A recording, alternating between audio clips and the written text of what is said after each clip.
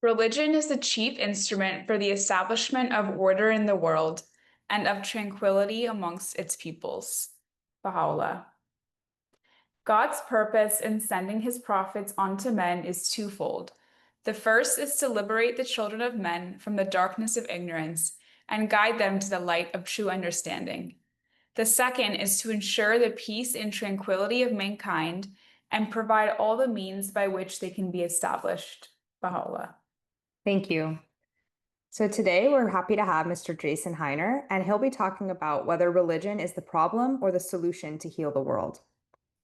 Mr. Hiner is an award-winning journalist who's worked for over 2 decades as an editor covering the technology industry. He's written the definitive story of Apple's first employee, Bill Fernandez, who was also a Baha'i and was the person who introduced Steve Jobs and Steve Wozniak. Jason has served in faith-based community building activities sponsored by the Baha'is for many years, including a special focus on youth literacy and virtues education for children. So with that, I'll hand it off to Mr. Hiner. Thank you. And always pleasure to be here.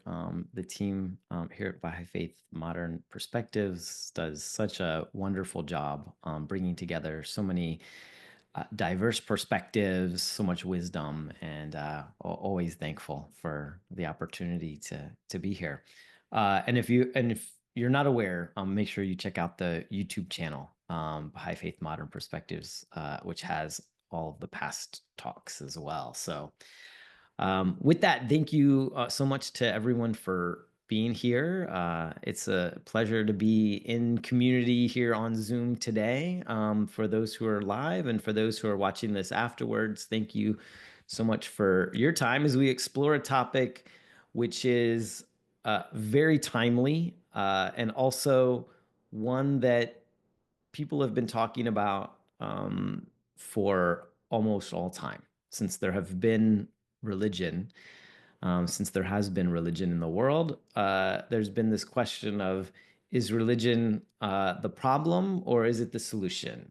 Is it something that brings people together and helps us to overcome darkness, suffering, all of the kinds of challenges there are in the world? Or is it something that leads to more conflict and more hatred, more persecution?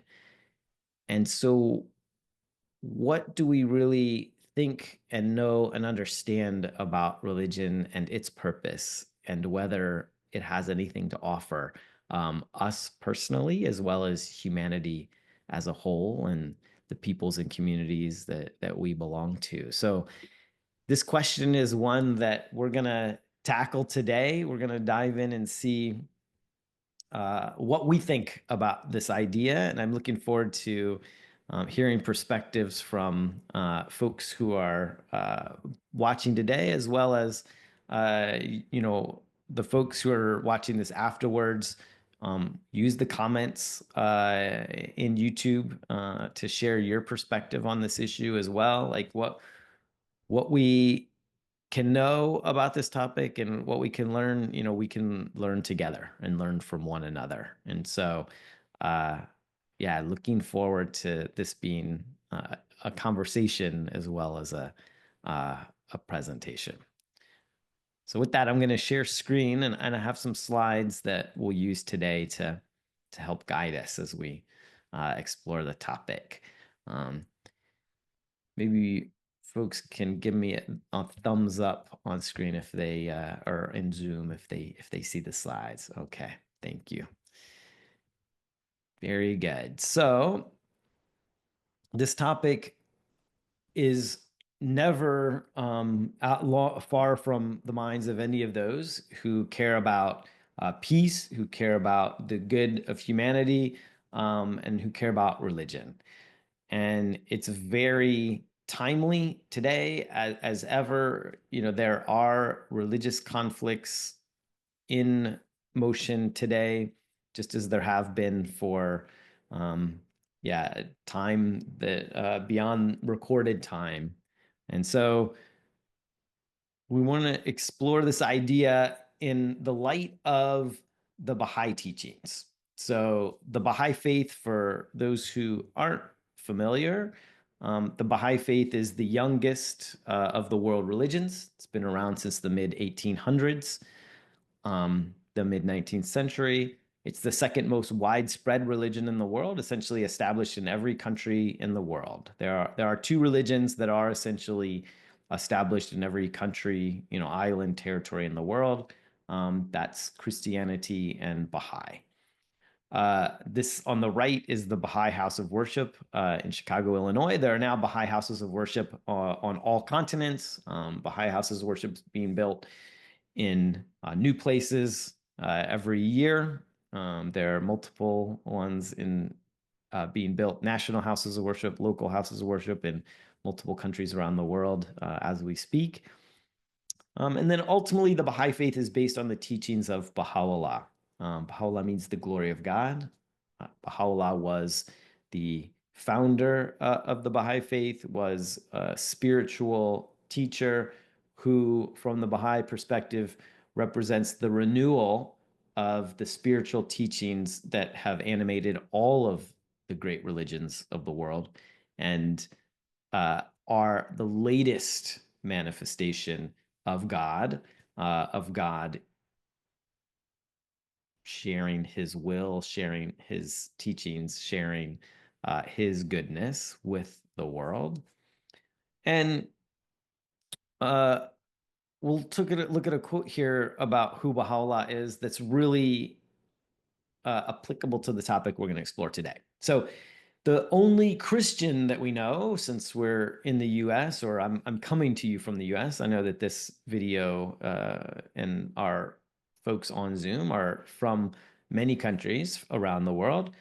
This video will be viewed by people speaking English in many parts of the world, but this country that I'm speaking to you from is mostly a Christian country. So the only Christian that we know who met Baha'u'llah and left an account is this fellow here, Edward Granville Brown, who was a professor at the University of Cambridge. And he met Baha'u'llah in 1890 in the Holy Land, in Israel, in northern Israel, where Baha'u'llah had been exiled. And he came to visit him, and he wrote this account that I'll read that tells us something about who Baha'u'llah is, and then a little bit about the teachings that we're going to explore today. Though I dimly suspected whither I was going and whom I was to behold, in the corner where the divan met the wall sat a wondrous and venerable figure. The face of him on whom I gazed I can never forget, though I cannot describe it. Those piercing eyes seemed to read one's very soul. Power and authority sat on that ample brow.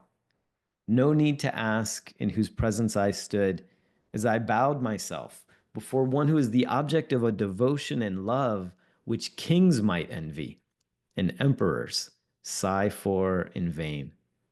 A mild, dignified voice bade me be seated, and then continued, Praise be to God that thou hast attained. Thou hast come to see a prisoner and an exile.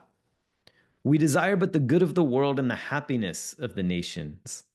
Yet they deem us a stirrer up of strife and sedition worthy of bondage and banishment. That all nations should become one in faith, and that all men as brothers, that the bonds of affection and unity between the sons of men should be strengthened, that diversity of religion should cease and differences of race be annulled. What harm is there in this? Yet so it shall be.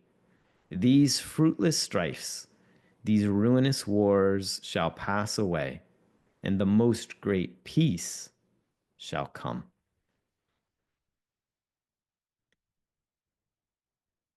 So that was 1890 when Professor Brown met Baha'u'llah. And Baha'u'llah shared this vision that was part of his teachings, his revelation from God, as he described it, that the next stage of human history was the unification of all the peoples of the world into one global fellowship, into one world community. This was anything but ordinary at the time. This was not part of the conversation in the world. There were many, many different countries, city-states, all kinds of different wars happening at that time in the late 19th century. The Industrial Revolution had just taken off and was starting to have an impact in Europe, in the United States, and other parts of the world. But they were all these, and the newspapers were bringing, news to different parts of the world. We're starting to give a dim understanding of the fact that there were things happening similar in different parts of the world, but certainly no one was regularly talking about the idea of a global community. And this was what Baha'u'llah said was the next stage of human history, and that he was sent to bring the spiritual foundation of that. Because without a spiritual foundation, only destruction, chaos, oppression would ensue. That was Baha'u'llah's message, is Baha'u'llah's message to humanity. And as we talked about a moment ago, there are now people in every country of the world that have now come to believe that Baha'u'llah brought a message for today that is an answer to a lot of the challenges facing the world. And yet, we have a world where religion is driving violence in every part of the world. Religions fighting each other, people of different religions fighting one another, people of the same religion, of different forms of the same religion, fighting each other. And this has led humanity to really question, especially modernly, to really question if religion is the problem or if it is the answer. And a lot of people have concluded that it's the problem. Now, this goes back a long way. People, again, questioning this idea, right? This was a modern conflict in India between Muslims and Hindus in this case. Here is the 15th century, the 11th century, 1099, the Crusades, maybe the most famous example of religious conflict in history, right? Portrayed in movies, portrayed in books, portrayed in art, as we see here from Émile Signal in 1847. This was a painting of the Crusaders taking Jerusalem. It was soon taken back, but you can see that this idea of mass hysteria around an idea driving wars, driving a lot of challenges, a lot of difficulties, a lot of violence, a lot of massacres, a lot of oppressions. So then we have this question of why. Why does religion lead to violence? Why has it led to violence? Why does it continue to lead to violence? And I think the one we have to consider, especially, that all of the religions of the world, and we'll talk more about this in a moment, all of the religions of the world, the core message of all of them is about what? Is about peace, is about love, is about fellowship, is about finding light and inspiration in dark times, in challenging times, finding meaning in suffering. Religion is about all of those things: loving your neighbor, honesty, kindness, truthfulness, fellowship, again, with others, doing service to others, unselfishness over selfishness. So how is it that all of the religions that have these teachings at their very core have then become such a source of violence, right? And I think one of the things that we have to conclude is that these are often human, the wars, that these are human intentions that are using God to justify their actions, right? It is the ultimate trump card to say, okay, we're in a conflict. We both want the same land. We both want the same resources. We want to be in control. And so what we're going to use to justify our intentions, because we can't come to a solution amicably, is we're going to use it to force our will over somebody else's, and we're going to use God to justify that, because what is more the greater trump card than that? Nothing, right? Ultimately, the creator of the universe wants us to do X, because we couldn't figure out how to do it one way, or to justify it. Sometimes it's not justified. Maybe you are on that land first, but we want to have it. And so there's not a good way to come to an agreement and say, no, let's find a way forward in this conflict. No, instead, we say, you know what? God is on our side, and so we're going to use it to take what you have.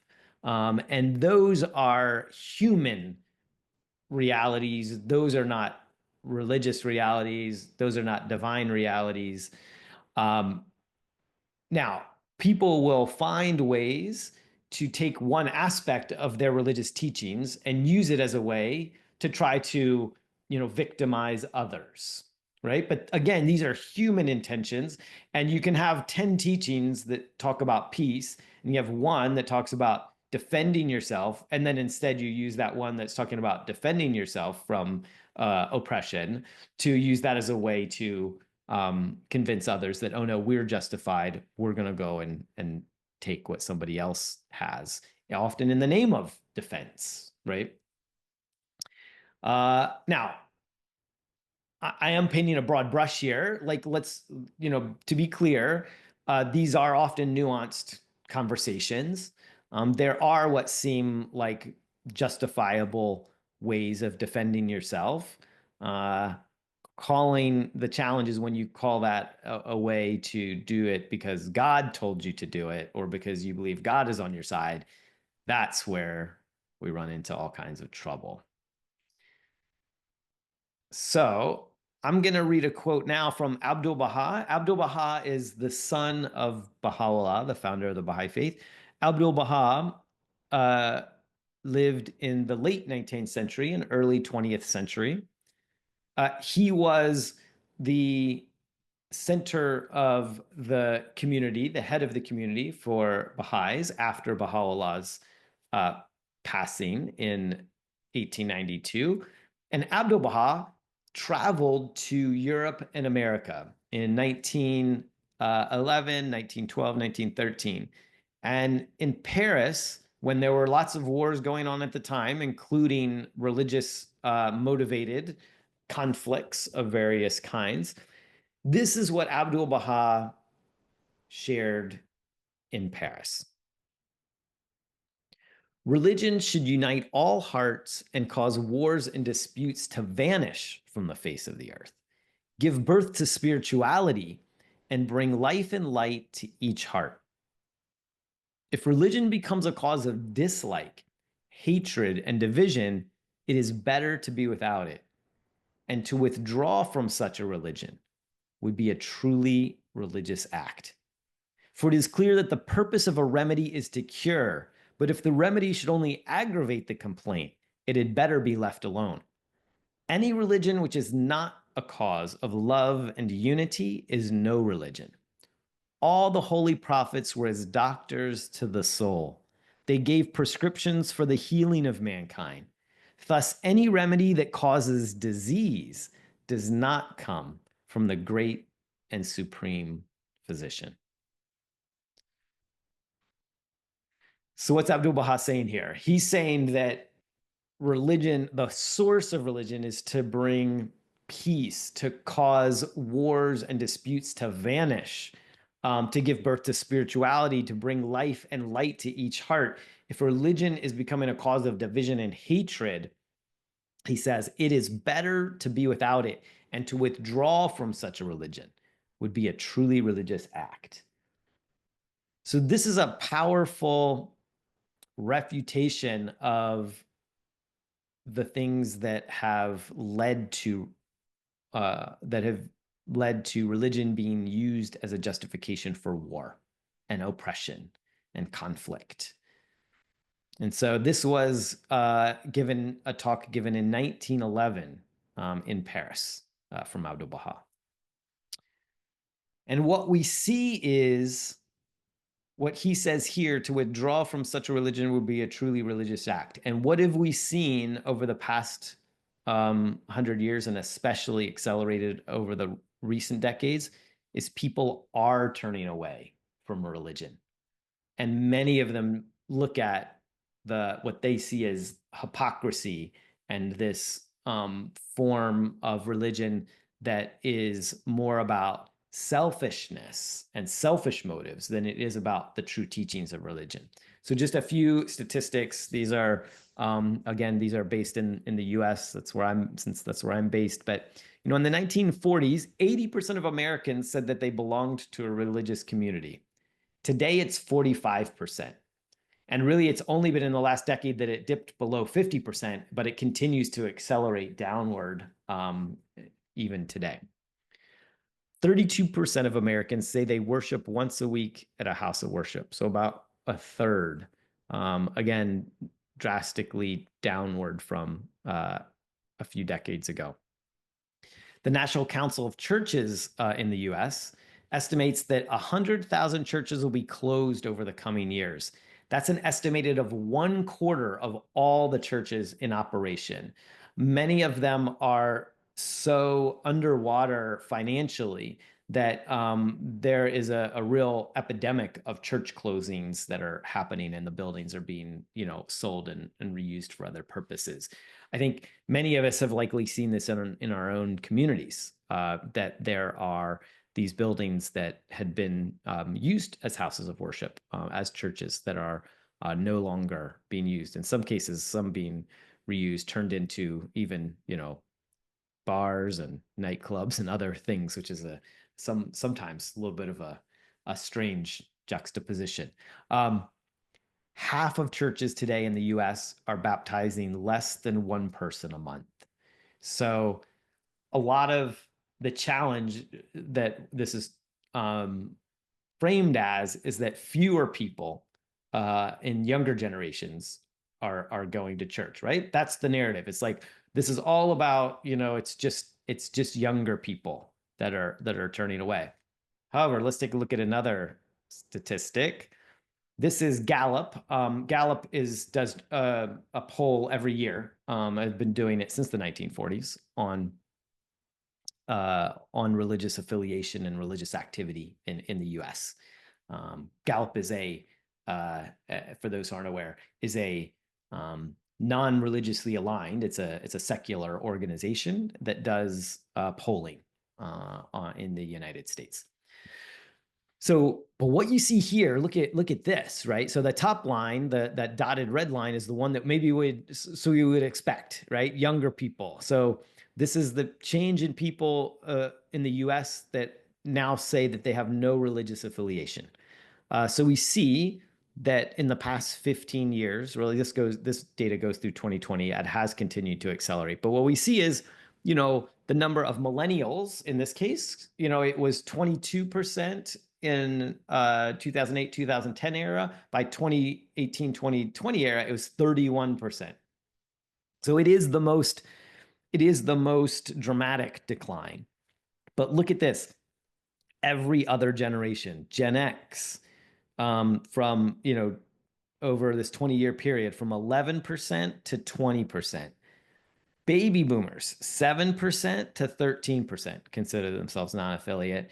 And traditionalists, that's the generation before baby boomers, from 4% to 7%. So every generation in the US has become less religiously affiliated. And this doesn't even include, in this case, Gen Z, which, as I think you've seen in the various, news articles likely that you've likely seen, that it has been the least of all, potentially the least religiously affiliated generation that the U.S.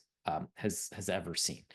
So what we see here is that this isn't just a younger or older phenomenon. Every generation in the U.S., but you see that it's each generation, it's more, right? Each generation, the number of U.S. adults that are religiously affiliated is higher. And so literally just stair-stepping, right?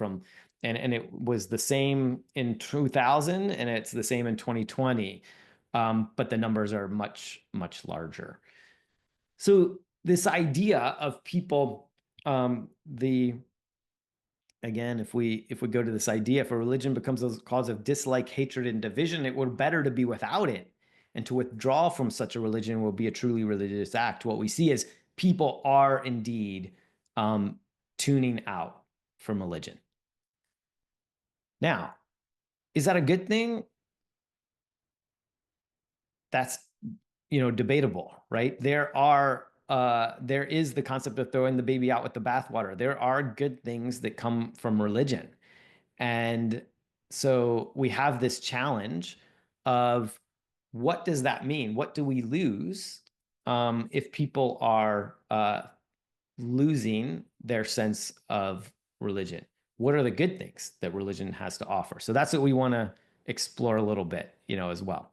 So I'm going to read a statement here from, or a quote from the Universal House of Justice. The Universal House of Justice is the international governing body of the Baha'i Faith. It's elected every 5 years by an international group of electors from throughout the world. And in this, there's a document called One Common Faith, which talks about the spiritual heritage of all the religions being related, being the same. And in this document, the Universal House of Justice wrote, "Successive dispensations of a loving and purposeful creator have brought the earth's inhabitants to the threshold of their collective coming of age as a single people. Baha'u'llah is now summoning humanity to enter on its inheritance. That which the Lord hath ordained as the sovereign remedy, and the mightiest instrument for the healing of the world is the union of all its peoples in one universal cause, one common faith." So we've talked about already that this was what Baha'u'llah said his mission was. And if you look at the different prophets that have come throughout time, they all taught very similar things. And then they all also had some specific missions, right?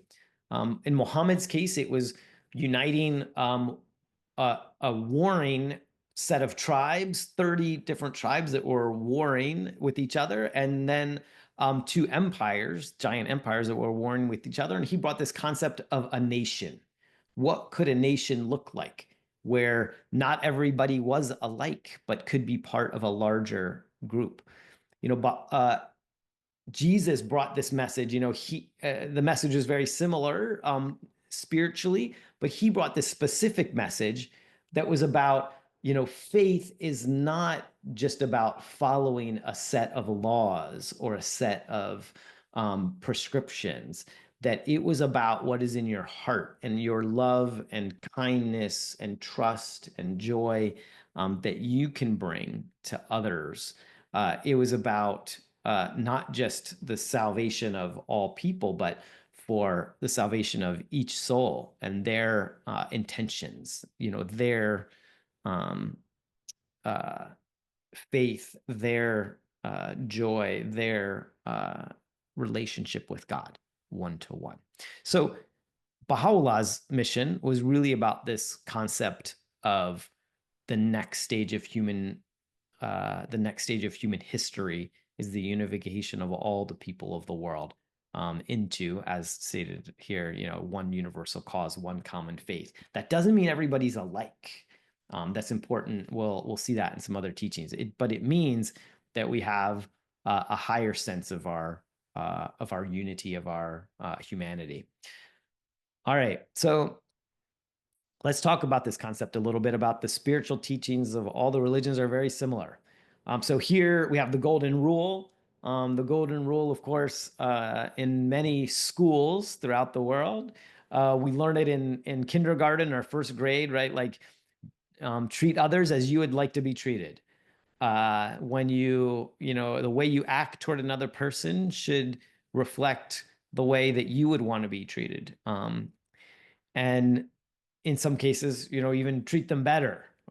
So this idea exists in all the religions of the world. So here there are quotes extolling this one virtue from Judaism, Christianity, Islam, Buddhism, Hinduism, and Baha'i. This is a poster that has been really popular over the last couple of decades. I even recently saw this, a version of this in the new airport terminal in New York, the Delta terminal in New York. So very interesting. In there, they have an interfaith chapel there. So wonderful to see that more and more people are coming to realize that the spiritual teachings are very, very similar across all the religions of the world. And we'll talk about a few people. People have been talking about this for a long time before. So we'll talk about that. We'll see some aspects of that. But if all the teachings are so similar, why do people so easily find ways to have conflict between themselves, either between religions or sometimes even among the same religion, right? And from Baha'u'llah's perspective, Baha'u'llah and Abdu'l-Baha, who we talked about, his son, and the person who helped explain his teachings to the people in the West as well as people in the East. And it comes down to this, that there are two aspects of religion. There are the spiritual teachings, which are kind of ones that we talked about. They're the virtues to strive for. And I'll give a quick aside on this one real quickly. There was some research done about 30 years ago that was about what are the virtues that all humanity shares. And what this research looked at was, it looked at all of the great sacred traditions of the world. And from all the religions, all of the indigenous teachings, many peoples who were never connected and didn't know one another. And yet what it found is that there were about 300 virtues that go across every religion, every culture, every people, that are shared. And so that was quite remarkable, right? That all of the sacred traditions of the world share a certain number of virtues. You can go to Virtues Project online, and Virtues Matter, which have taken this concept and turned them into teachings that people can use for parenting. They can use for organizations. They can use in teaching. So if you look up Virtues Matter, there's a YouTube. They have a YouTube channel, and if you can look up Virtues, the Virtues Project, there's also a book, The Family Virtues Guide, that's based on this concept.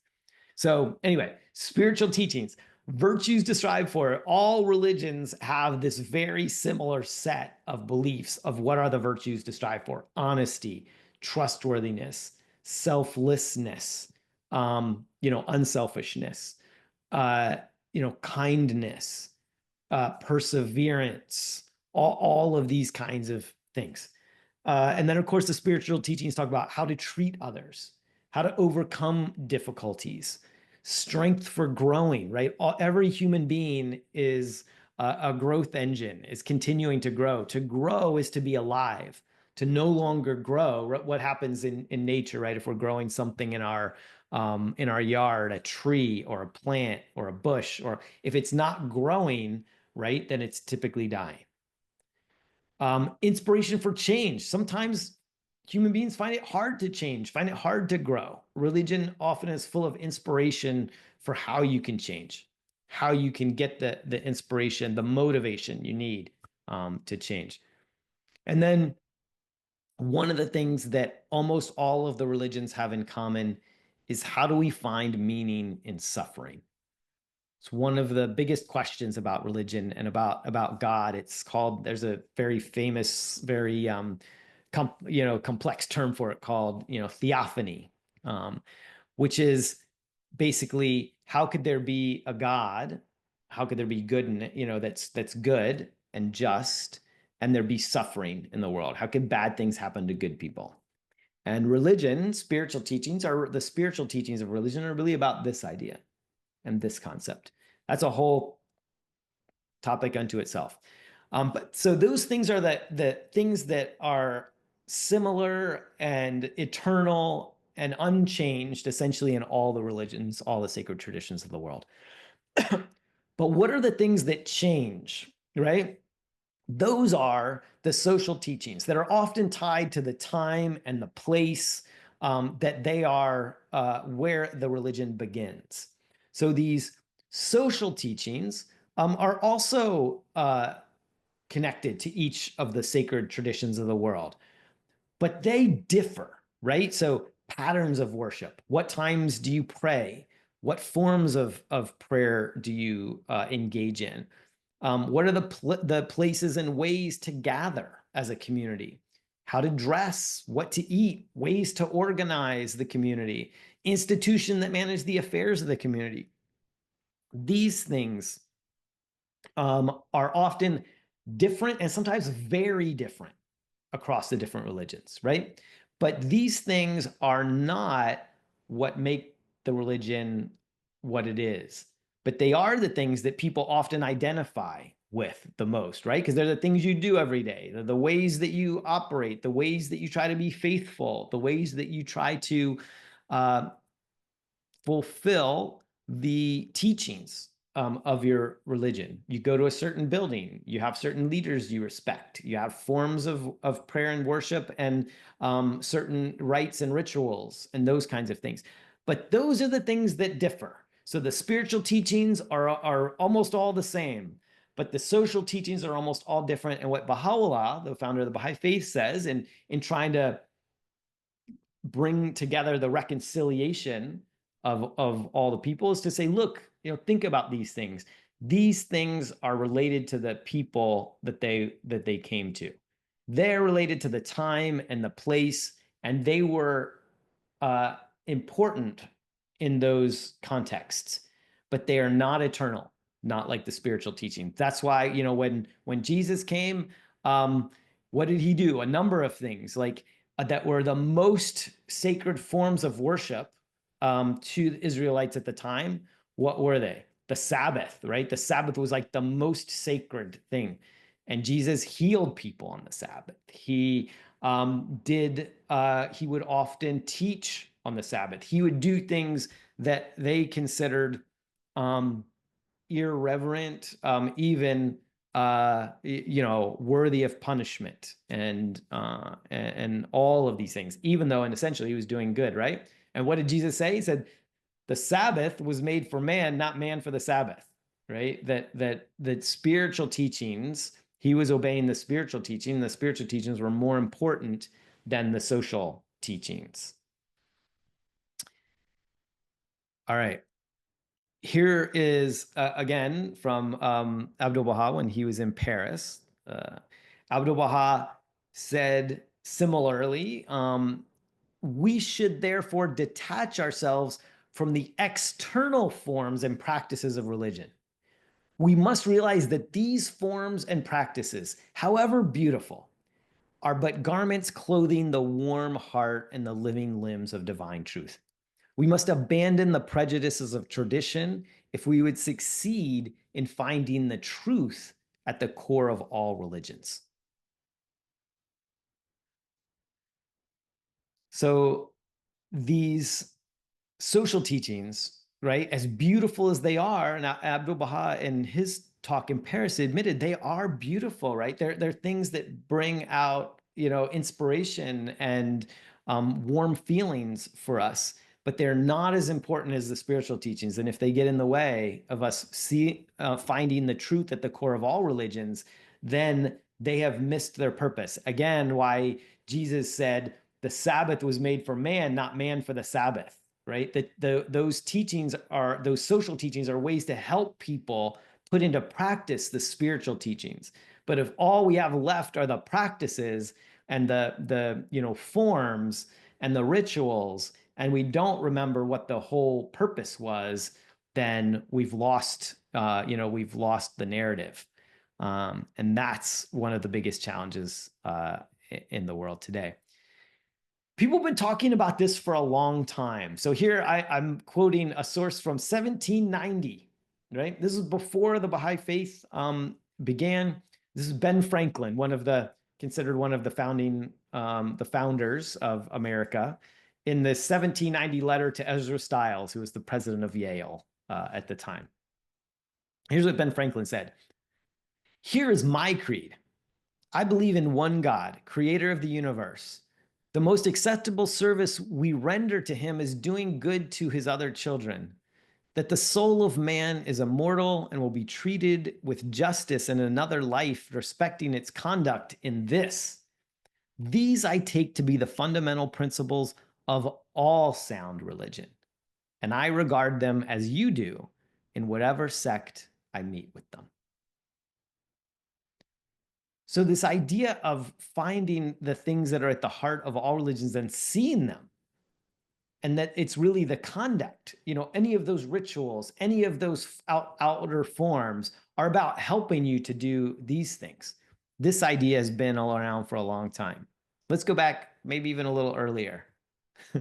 Here is the Apostle Paul in Galatians, his letter to the Galatians, chapter 5. "You, my brothers and sisters, were called to be free, but do not use your freedom to indulge the flesh. Rather, serve one another humbly in love. For the entire law," the external features of religion, "is fulfilled in keeping this one command: love your neighbor as yourself." The entire law is fulfilled in keeping this one command: love your neighbor as yourself. So again, sort of this contrast between the external forms of religion, laws, the social teachings, and the spiritual teachings, which is, love your neighbor as yourself, of course, one of the most universal of all the teachings of religions of the world. Here's Baha'u'llah putting a finer point on the same idea. "The purpose of which mortal men have from utter nothingness stepped into the realm of being is that they may work for the betterment of the world and live together in concord and harmony." So again, this is Baha'u'llah is giving us an eternal principle here. He's saying the purpose for which mortal men have from utter nothingness stepped into the realm of being is that they may work for the betterment of the world and live together in concord and harmony. So not just for today, but this is from all time, for all time. All right, let's look at another one. This is from Mahatma Gandhi. "The best way to find yourself is to lose yourself in service to others." There's a lot of even spiritual ideas out there, today, some general kind of spiritual teachings which are about, you just have to find yourself. You have to search and search and search and try different things. And there's a lot of value to that idea. But from a spiritual perspective, it's also can be a little bit selfish, right? Like sometimes you turn too much to yourself. You can also lose yourself. But what the best way to find yourself is to lose yourself in service to others, this idea. So again, the same idea that Baha'u'llah just talked about, to work for the betterment of the world. And that's one of the ways you learn to live in concord and harmony, again, reflected by others, Mahatma Gandhi. Okay, so where does that leave us? We've got this idea that, understanding why do people of religion, often conflict with each other. There's the selfishness, right? People using God to justify human actions.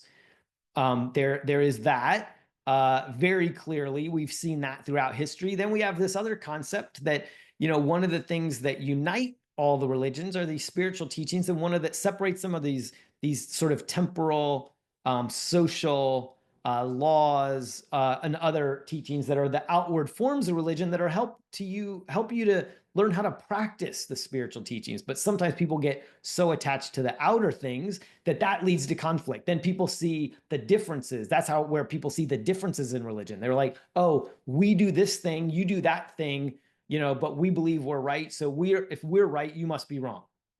Right? So that's one of the other things that really leads to all of this religious conflict.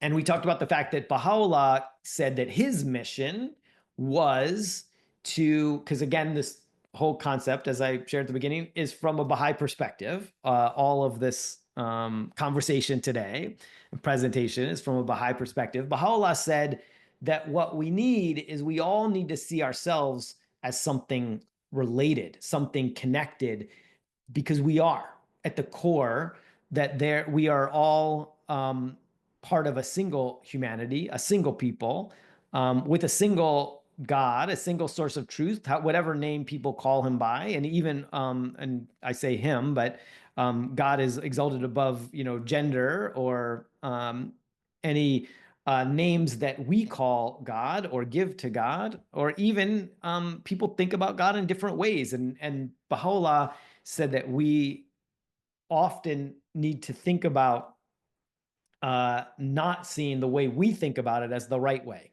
but understanding that there are a lot of ways to understand the truth and make room for those things.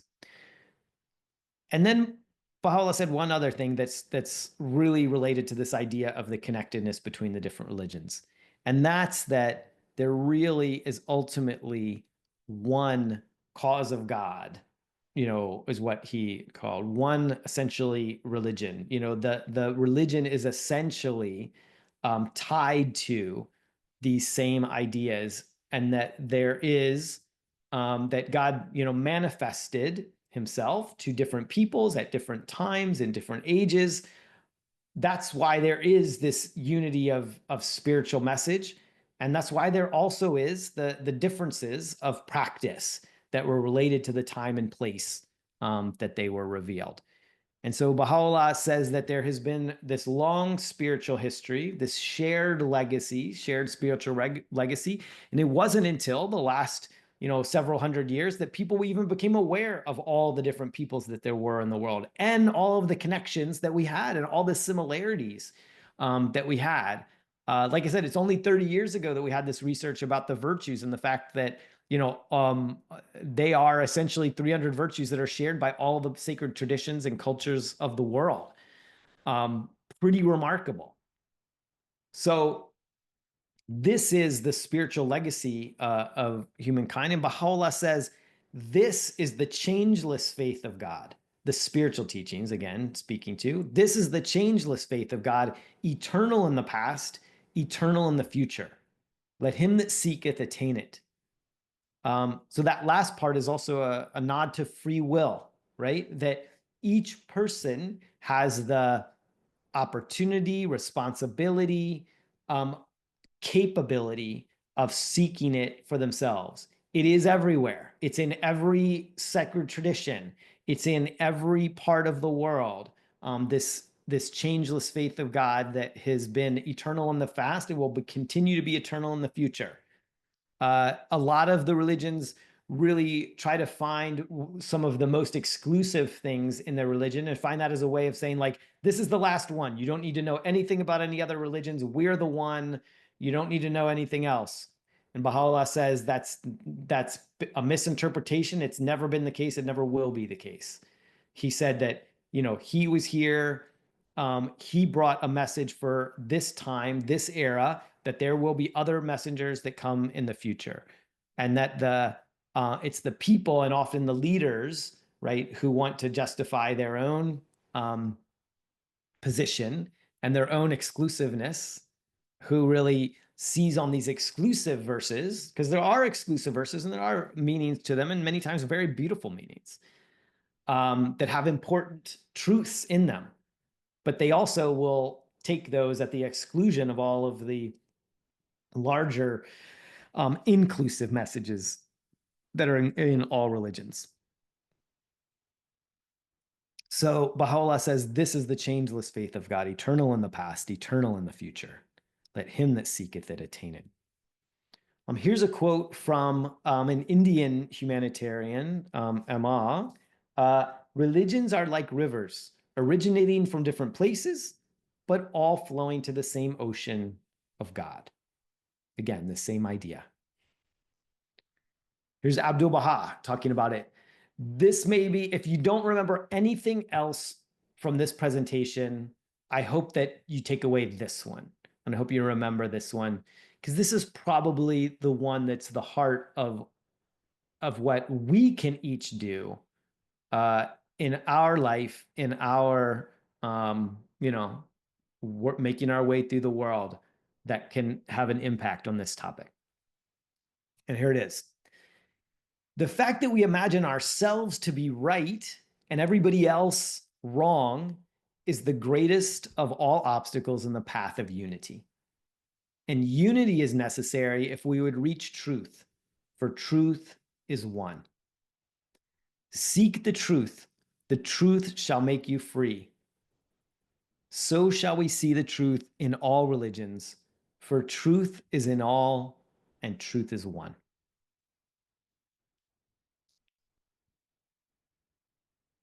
Seek the truth shall make you free. Of course, that's a quote from the Bible. So Abdul Baha was quoting the Bible here, but he was making this very poignant and important statement that the fact that we imagine ourselves to be right and everyone else to be wrong is the greatest of all obstacles in the path of unity.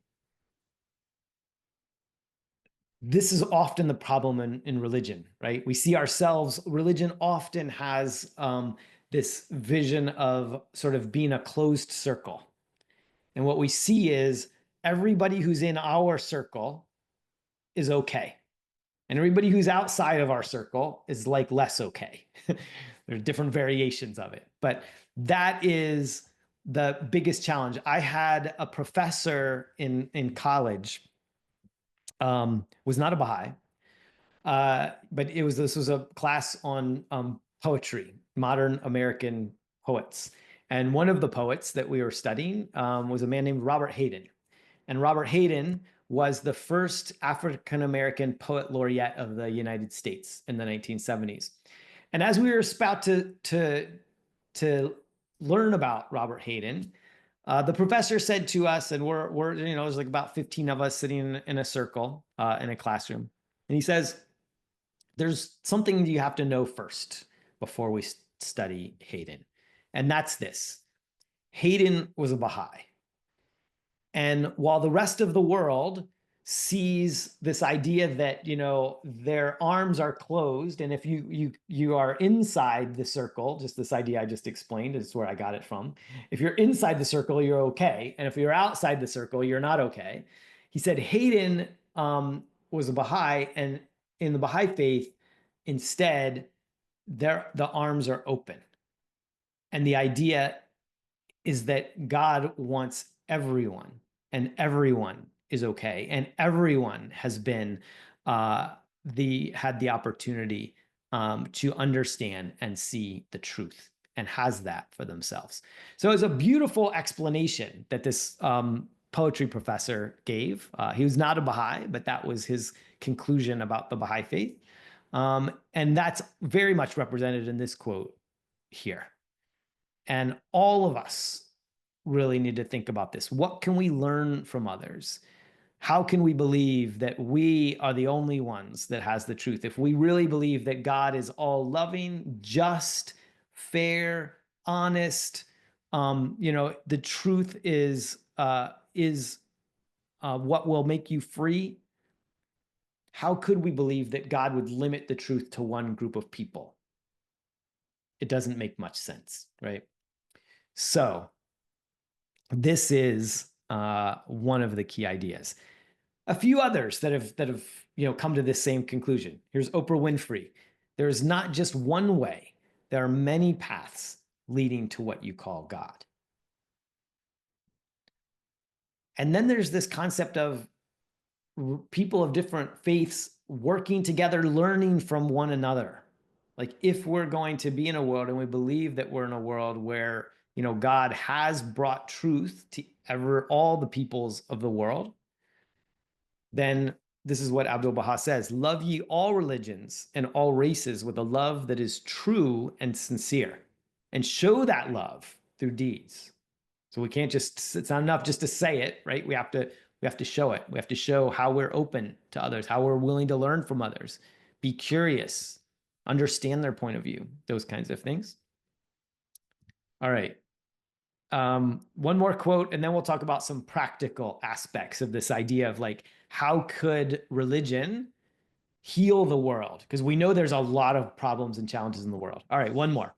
Eleanor Roosevelt, former American First Lady. She was a very strong human rights advocate, worked with the United Nations. Eleanor Roosevelt said, all religions that teach goodness and are equally, all religions that teach goodness are equally to be respected and followed. It is the moral code that matters, not the name by which you call your God. So throughout history, we've seen a lot of different people from lots of different eras in history, all yearning for this same idea: oneness, unity, the common foundations of all religions, and the power that has to help people do good. So what are the Baha'i teachings around what we'll call global reconciliation? We see a lot of challenges in the world today. And we see still people dying. This past week, we saw people dying. We have seen people dying because of competition, because of conflict, because of prejudice, because of religious persecution, religious conflict. So it would be really easy to conclude that religion is the problem, right? But again, as we talked about, we also have this concept of people in religion using religion to justify actions. We've seen that these outward forms of religion that look and feel different are often what separate peoples. So how can we, in a world that is still in such conflict, come to reconciliation? And I guess we should put this in perspective a little bit as well, because even with the conflicts that are happening today, we still have to see within them the progress that's happening as well. There was a time, even in the last, world wars, where, because of modern technology, hundreds of thousands of people would die in a battlefield in a single day. Hundreds of thousands, who essentially, nameless to the wider, world, but obviously very important to their own loved ones. That was less, that was only a few generations ago, less than 100 years ago, that was happening. Today, in a conflict, it's news if one person dies. It's news if 3 people die. It's news if 5 people are injured, right? There were news reports last week, where a missile was launched and 5 people were injured. The fact that that's news to us does show that we are seeing progress. It's still horrific. One person dying is too much. But the fact that we used to talk about 100,000 people dying in a day, and now if one person dies, it's a cause of outrage, right? It's a cause of outrage. There is progress in that. We're not where we need to be. But there's a book by a fellow Canadian psychologist. His name is Steven Pinker. It's called The Better Angels of Our Nature. And the subtitle is Why Violence Has Declined. And Steven Pinker shows with data, so essentially he's using data to show that violence has decreased dramatically, precipitously over the last multiple decades. That violence against women has decreased dramatically. That the forms of violence that we have today are simply not, many of them simply not acceptable. That other nations will, if there are forms of violence, external forces will drive people to reconcile or to stop victimizing others. Now, it's not perfect. We've seen plenty of examples of this happening in recent years, and in fact, it's become very upsetting to a lot of people around the world. It's caused lots of protests and various forms of outrage presented at universities, in other forms of protest throughout the world, just in the last 5 years, and the things that have happened. And yet we can see the progress, in overall terms, but there's still a lot to do. So how do we get to global reconciliation? Here's the Baha'i teachings on this concept. And these are just a few, but just to give you a sense of how we can get to it.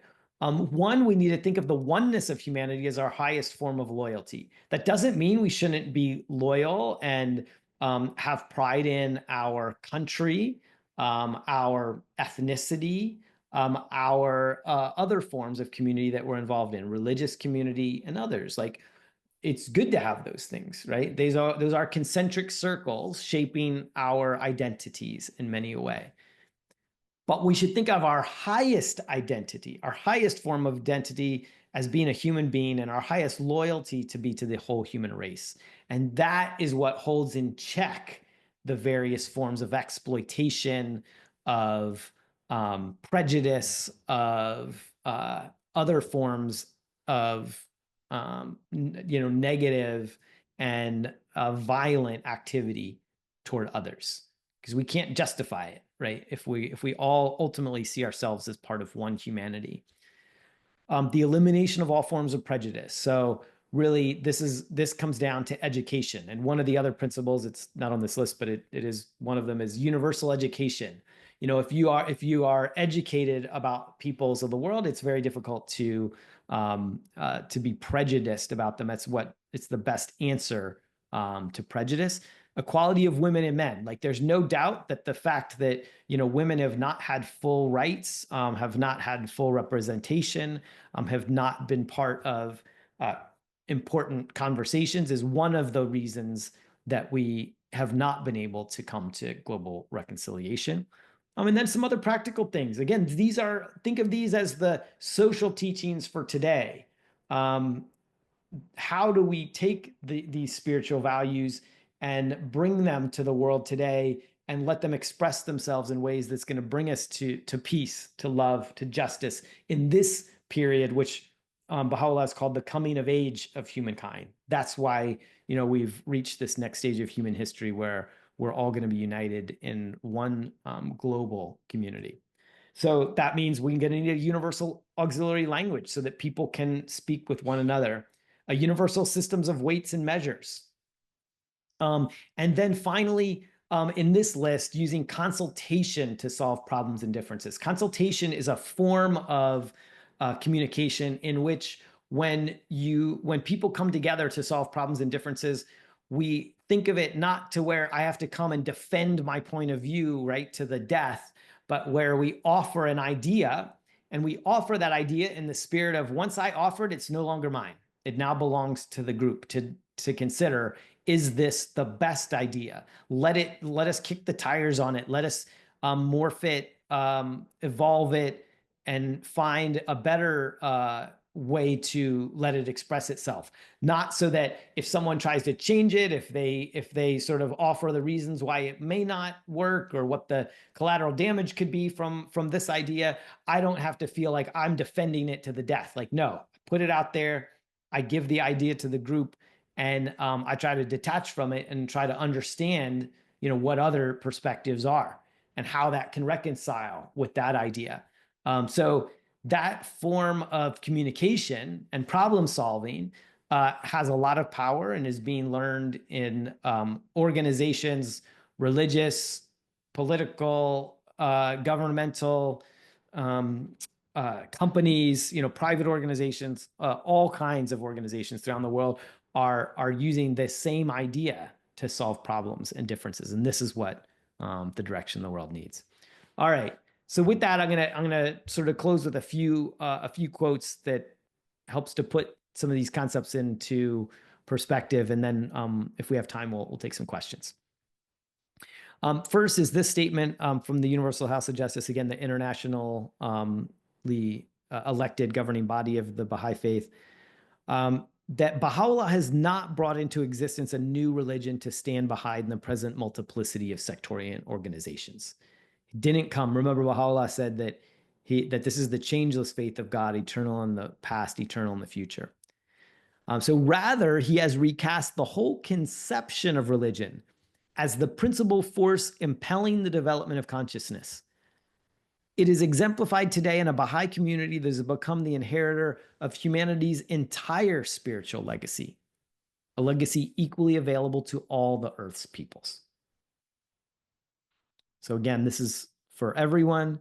This isn't Baha'u'llah's claim was not to bring a new religion, right? The world has plenty of religions. It was to bring a new concept of religion as a principal force impelling the development of consciousness. Here's another one sort of encouraging this level of fellowship.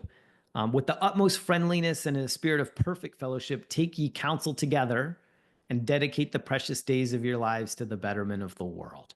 So again, this idea of the betterment of the world. Take ye counsel together. That's that concept of consultation. With the utmost friendliness and a spirit of perfect fellowship, take ye counsel together and dedicate the precious days of your lives to the betterment of the world.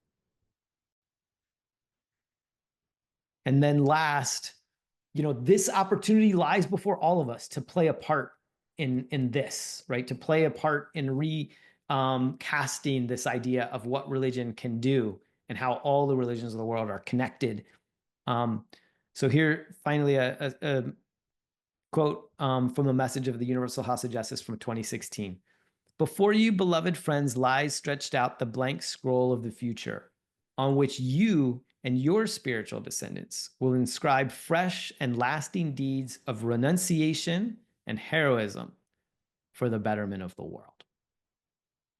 Right, and with that, I will be happy to take some questions. Thank you, everybody, for your time in being here too and exploring this topic, which has been, an eternal one. And we'll continue to debate for many years to come. But with that, I'll stop sharing as well, and happy to take questions if there's time.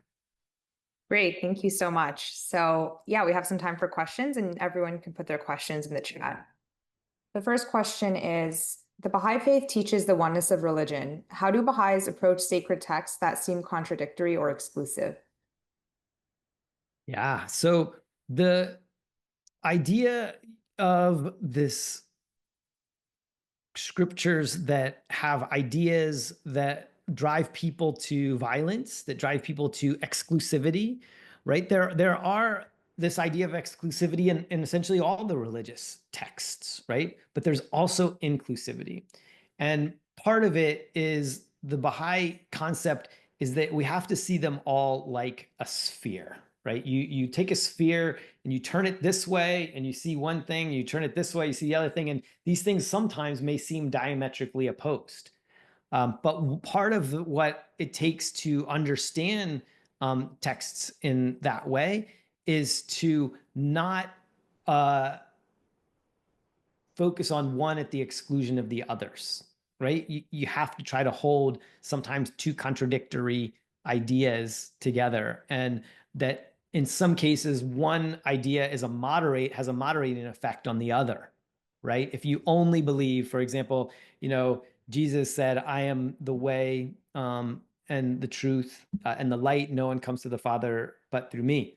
And yet Jesus also said, I have other sheep who are not of this flock, and I must bring them too. They will hear my voice. So I've talked about that in a previous presentation here on Bahá'í Faith Modern Perspectives. But the idea is that there are multiple ways of understanding these things, and understanding and approaching them with humility is really our best and kind of only course of making sure that we don't go too far astray in taking these ideas and using them to not only be too strident, but to use them to harm others, as unfortunately has been done in many cases in the past. Thank you. The next question is, the happiest, most peaceful, and safest countries in the world have the lowest rates of religiosity and the highest rates of atheism, like Northern Europe, Japan, New Zealand. How does this fit into your presentation? I love this question. So, the interesting thing in many of these places that were mentioned is the core underlying teachings of religion, of understanding, of being open to multiple points of view, being willing to listen to others, are characterized. So what I would call like the spiritual teachings that are unified and are present in all the religions of the world are often characterized in these places, right? Because they are not beholden to one outward form of religion, or one creed, one set of these sort of external teachings. And so what I have found in many of the people and friends that I have who are agnostic or atheists is they love to have conversations about these underlying, human principles and virtues that we call them, sort of and many of these places very much exemplify many of those teachings. And I think there's the quote that we had from Abdul Baha that, any teaching that's promoting, any religion that is promoting conflict, that is promoting division, hatred, those are not true religion. It would be a truly religious act to withdraw from that kind of religion. I think that's what you see in the places that were mentioned and the kinds of folks that you mentioned, that they do it in a very thoughtful way, that they refuse to be part of any kind of religion that would engage in those kinds of behaviors. That's interesting. Thank you. What are the role of clergies in creating conflict with other religions? Yeah, it's an important one. Like there are plenty of clergy who are very loving, who are very much trying to embody the teachings of all the things that we talked about today. There's also, and have been throughout history, leaders of religion in various ways are the ones that drive home, and we talked a little bit about this, they drive home the exclusiveness. Even though, so for example, in many religions, it talks about what the next sort of the sort of expectation of the next, messenger, right? Or future messengers. But what happens is the religious leaders, and they say things like, Jesus says, be ever on watch, right? And the early Christians were feeling, Jesus talked about this so much that the early Christians were like, every day we've got to be ready. The next one could come, even though, or Jesus could return. And one of the ways that they conceived of it, and so those are the things. But when that new teacher comes, it removes the authority of the clergy, right? So what happens is clergy often become very focused on the exclusive teachings of religion, and very focused on like, we have the truth.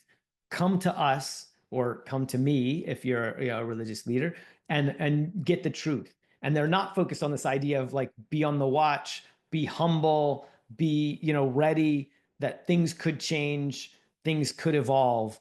And instead, they're really focused on the concepts that they can use to sort of not have to be that feeling like they're okay, they're self-justified in believing what they believe, and not focused on being humble, being open, being ready to accept something that may be different. Just as it happened in every religion, you see the first people that reject the new messenger, right, are often the religious leaders that because they feel threatened.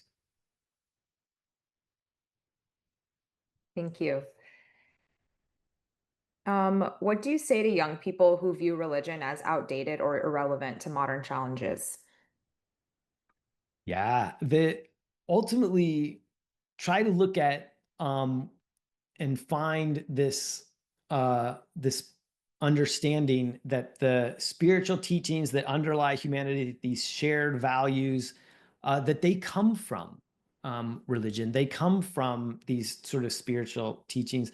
We can all often agree on those things. You know, I mentioned the Virtues Project. Their Virtues Project has these things called the Virtues Cards, and each of them has on each card it has the name of a virtue from these sort of across all the religious traditions of the world. Every person, I've brought these into even settings I've had, you know, team settings at work where we try to find what are the virtues that our team represents, what are our strength virtues, and then what are our growth virtues. Those are the ones we want to develop or that we need to strengthen. And so things like that, you know, I find are much easier for younger generations to get a hold of. And then starting to understand the source of those things and explore those can then lead to this idea of like, okay, how can I understand? What do I need to better understand about sort of the spiritual legacy of humanity? And what does that mean for me? And how can I draw inspiration from that? And how have I already drawn inspiration from it and maybe not, you know, fully realized it too?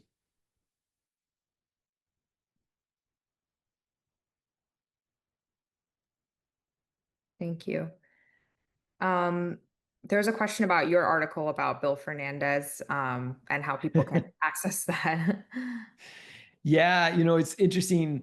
That was written in 2014. Um, it is sometimes hard to find, you know, websites today change, they have new owners and that. And so you can find this one, you know, on a number of places like the Internet Archive. If you want, you can also email me, my first name, last name at Gmail, and I'll be happy to send you a copy of it too. We have one more question. In your mind, what's the difference between religion and spirituality? And why is religion necessary if by just focusing on spirituality, you can get all the benefits? Is religion just an unnecessary addition that divides people? And instead, should we all just focus on spiritual teachings? Great question. Love this question too. So this is one of maybe the most common questions I hear today because people see what has happened in the world with religion for all the reasons that we talked about, all of the conflict in the religion. And they're like, okay, if we can just take the spiritual teachings and follow those, you know, perhaps we'll be okay. I think the challenge is sometimes knowing like which ones to follow. And so how do we you know, find and judge for ourselves? And one of the other teachings in the Baha'i faith is the independent investigation of truth. So, you know, each person, including people who've grown up in the Baha'i faith, every person has to choose from the self what is true. Whether when it comes to religion, spirituality, you know, all of these things. So there's a great book in the Baha'i faith called the Book of Certitude, which is sort of like this idea: how do you become confident in the spiritual teachings that you're following? Is essentially, you know, one of the main questions here. And in it, you know, Baha'u'llah talks about the need for a teacher, right? We often, you know, a flower can't water itself. A person doesn't, you know, often become wise just by themselves, right? They need to find a teacher, mentor, all of those kinds of things. So how do we find spiritual mentors? How do we discern spiritual truth? So I would encourage for this question, it's a big one. I love it. It's important, but I would encourage thinking about this book, The Book of Certitude, that Baha'u'llah wrote is a great look at this question. I guess what I'll say is when we look at those 300 virtues that are in all of the sacred traditions, what we see is that they all came from there, right? They all came from these traditions, that these are the source of all of this. And so finding and understanding that source, which seems to be united and seems to have a similar source, is really the thing that we all can strive for, no matter what our religion, no matter if we have no religion, and trying to get to that and understand that and figure out what it is and what it means for us and what we can learn from it. That's our challenge, and that's this Book of Certitude also kind of explores how do we do that. Got it. Thank you. So it looks like that's all the time we have. Thank you so much, Mr. Hiner, again for your talk. Thanks so much, Pamela, and thanks for the team at Bahá'í Faith Modern Perspectives. Always a pleasure, and thanks to everybody who tuned in and who will watch this later on YouTube. Thank you. Our speaker next week will be Dr. Christopher Buck, and his topic is how and why Abdu'l-Baha identified new and distinctive Baha'i principles. So again, these talks are every Saturday at noon Eastern time, and I've put the link to our YouTube channel and our mailing list if you'd like to be added. Thank you, everyone. We'll see you next week. Bye.